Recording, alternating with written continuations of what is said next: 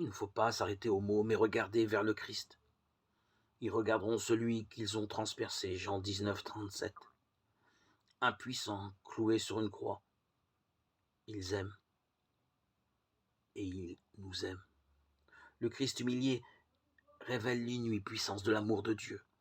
Ce qui est faible en Dieu est plus fort que les hommes, dit l'apôtre Paul, 1 Corinthiens 1, 25. Jean l'exprime en une vision, Apocalypse 4, 5. Le règne de Dieu est représenté de manière imagée par une salle du trône céleste avec ses gardiens qui proclament jour et nuit, Saint, Saint, Saint, le Seigneur Dieu Tout-Puissant. Mais voilà que tout étonné, Jean voit debout au milieu du trône de Dieu un agneau comme égorgé. C'est avec le Christ crucifié que Dieu règne sur toute la terre. Son règne est aussi celui de l'agneau. Depuis Pâques à tout jamais, il y a en Dieu, au cœur même de Dieu, un avec Dieu, un pauvre, un blessé. Jésus qui a donné sa vie.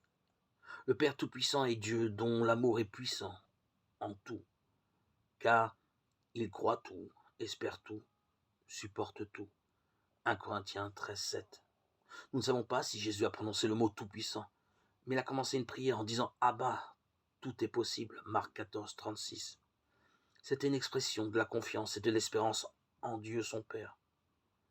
Et nous aussi, nous pouvons prier Dieu qui m'aime, tout est possible.